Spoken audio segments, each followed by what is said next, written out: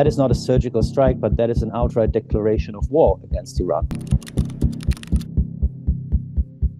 The military reason is that they simply had the opportunity to do so. Iran has been weakened constantly, mainly through Israeli military action in the region with attacks on Iranian targets, but also on Iran's proxies, Iran's partners, allied militias in the region. But there is a political level to this, which I think is much more important. For Prime Minister Netanyahu, the situation in the Middle East is at the moment not going well for him because there's a lot of public attention on his pointless, brutal war in Gaza. The criticism on Netanyahu has increased also in the Western camp. And for Netanyahu, he can be sure that the moment he escalates a war with Iran, a critical mass of Western allies that were about to distance himself from his policy will be with him and will be also forced to somehow unequivocally take sides. And that is a political game. Then you have the domestic policy, of course, where Netanyahu's approval rates are plummeting.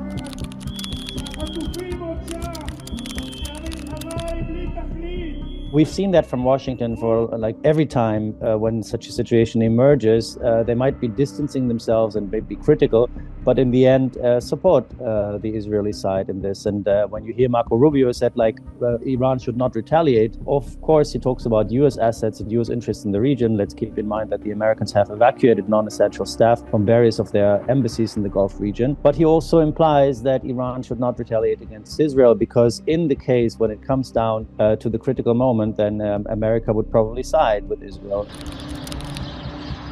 Well, we've seen how Iran has responded in the past in a very limited fashion. Now we have a different situation because they have not only attacked apparently military sites, but they have targeted leadership of the Iranian armed forces, the IRGC. So Iran would have to respond in a much wider and much stronger fashion.